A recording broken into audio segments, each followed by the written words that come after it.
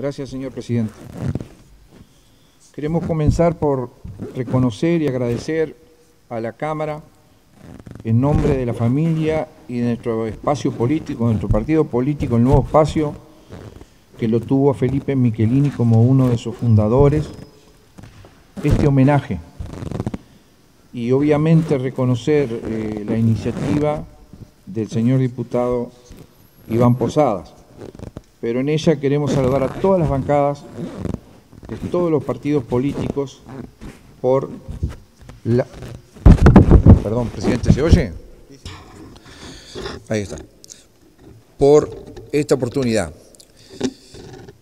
A veces comprender a los seres humanos, una cosa es como son y otra cosa como uno los percibe. Y a mí yo quiero hacer acá una especie de catarsis con el relacionamiento que conocía Felipe. Muchos han repetido, ¿no? Y sobre todo hacen hincapié en lo mismo.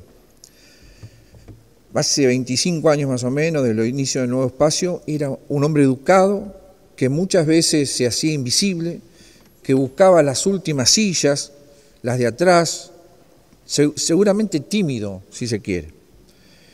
Pero el que todos estábamos esperando que se anotara para hablar, porque era riguroso en los análisis, desmenuzaba las situaciones con naturalidad, siempre con ese tono apacible, amigable, que a uno lo obligaba a reflexionar. De alguna manera nos ubicaba en el camino y nos daba las perspectivas. Había una fija siempre. Felipe tenía que redactar los documentos o las declaraciones, porque era otro de sus dones y de las confianzas que se le tenían. Así lo percibía, como muchos de acá, de los que han hablado, es sobre lo mismo. Entonces, para no repetir mucho de las cosas que ya se dijeron, quiero hacer una pequeña sinopsis de cómo lleva este proceso, cómo va este proceso. ¿Cuál es el que me termina a mí mostrando el Felipe Michelini real?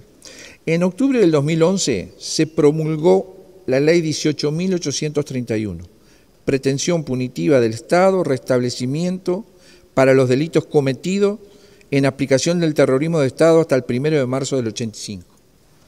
Esa ley que hoy está vigente y que permitió y permite procesar a quienes cometieron delitos de lesa humanidad, esa ley fue redactada por los doctor Felipe Michelini y Mariana Gula. Felipe Michelini integraba el Fondo Fiduciario en beneficio de las víctimas en la Corte Penal Internacional, al que desde 2018 hasta la fecha era su presidente, pero desde el 2015 integraba el Consejo. Ahí abundará esa carta que hay del CPI, en donde el señor presidente ha dispuesto y la Cámara que se incluya luego en la versión taquigráfica, con los detalles. La representación de Felipe Michelini no era del Uruguay, era la representación de todas las Américas, excepto Estados Unidos, desde Canadá a Tierra del Fuego. Y eso también da el valor que tenía su figura. El periódico francés Le Monde, en un artículo del 20 de abril, lo define como un especialista de la justicia internacional, además de otros relatos sobre su persona. La Conferencia Permanente de Partidos Políticos de América Latina y el Caribe, COPAL, manifiesta: Michelini será recordado siempre por ser un incansable defensor y referente en la lucha por los derechos humanos. Uruguay ha perdido un ciudadano ejemplar, pero su legado de lucha y tenacidad nos exhorta a continuar defendiendo y promoviendo el respeto por los derechos humanos. La UNESCO envió una carta al señor ministro de Educación y Cultura, cuya síntesis no leeré porque lo hizo el señor diputado Iván Posada, pero también allí hay un reconocimiento importantísimo a su labor. El Partido de la Refundación Comunista de Italia, además de las condolencias, manifiesta: tuvimos la oportunidad y la suerte de conocer su trabajo, fruto de un hombre claro, justo y de un militante de la vida.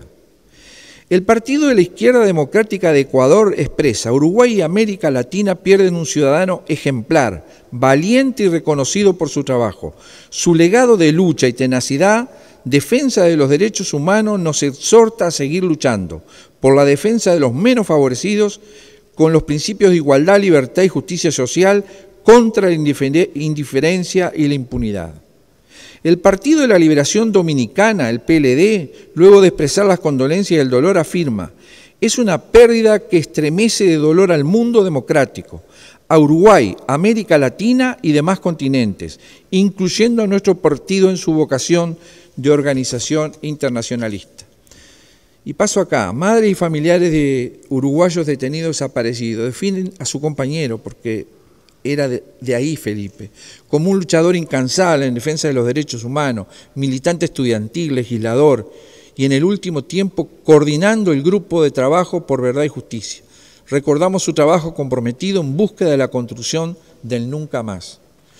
La Fundación Mario Benedetti lo recuerda manifestando que era un consecuente defensor de los derechos humanos, miembro fundador del Observatorio de Políticas Públicas de Derechos Humanos del Mercosur, docente universitario, integrante de la generación del 83, participó del movimiento estudiantil a la salida de la última dictadura cívico-militar. Y acá pasó a palabras, definiciones de personas notorias en nuestra sociedad. Gerardo Bleier dice: experimentó al mundo, transformándolo sobriamente como hacen los revolucionarios de verdad. Heredó espíritu justiciero, observó la fragilidad de los seres con sentido del humor y transformó los dramas en impulso democratizador.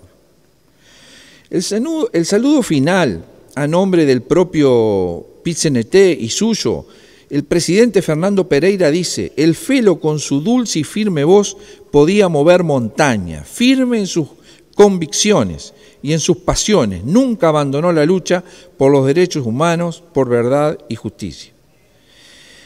Está la anécdota, que no la voy a repetir, pero una carta interesantísima del chileno Rodríguez, porque la dijo el señor diputado Gustavo Olmos, y ustedes ya la conocen.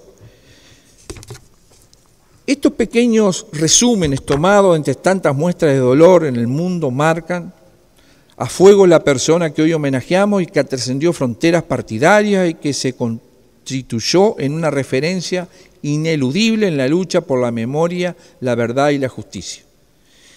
Un gran diputado, no vamos a repetir lo que dijeron acá, una formidable actuación en el último quinquenio en la Comisión Administradora del Río de la Plata, que no solo que puso en condiciones óptimas el postergado canal Martín García, sino que también fue con un gobierno con determinados vínculos y terminó negociando con otro y lo hizo de una manera formidable que va a quedar en la mejor historia de la diplomacia. Señor presidente, la carta del Fondo Fiduciario de la Corte Penal Internacional va a ser incluida, ya lo dijimos, en el acta de la sesión, pero también tenemos para recordar, porque fue enviada y está ahí para incluir en la versión taquigráfica, una carta muy emotiva de la diputada del Parlamento argentino, la arquitecta Margarita Stolbizer, porque lo obviamos y no la queremos leer acá porque se nos termina el tiempo. Finalmente quiero referirme a algunas cuestiones vinculadas a mi experiencia personal con Felipe. Al otro día de las elecciones de octubre del 2014 fui electo diputado y recibí la llamada de Felipe Michelini. Ahora me va a costar un poquito más. Me ofrecía, además de las felicitaciones, de que usara el despacho de él, que me quedara con el despacho del 232, que era su despacho. Yo lo recuerdo, eso me produjo un impacto, porque en realidad Felipe yo no tenía una comunicación de tanta confianza, siempre lo sentía como una persona lejana. Y ahí siempre quedamos en el despacho el 232. Me confió, tomaba como un honor y como que me confiaba la custodia. Cada vez que yo lo veía le decía: Felipe, mirá que te cuido el despacho. Y él se sonreía. Hace poco, cuando asume la nueva legislatura, me pidieron el despacho. Y seguramente más de uno ha dicho: ¿qué le pasa a este vasco necio que no quiere dar ese despacho? Es el despacho para mí de Felipe Michelini. y ahí estoy, ahí están sus carpetas. En los primeros días de marzo a los últimos días de estos, nunca, si usted me permite, presidente, termino, nunca recibí tantas llamadas. Primero, por el tema de cómo veía él la prórroga de las elecciones departamentales. Y recuerdo que mucho de lo que él sostenía tuvo en la solución final, pero fundamentalmente con un hecho que tiene que ver con lo que ha sido su vocación, su forma de vida, los derechos humanos. Él insistía permanentemente con la postulación a la Corte Penal Internacional de la doctora Ariela Peralta, expresidente del Instituto Nacional de Derechos Humanos. Nosotros hicimos lo que pudimos, llegamos hasta donde pudimos.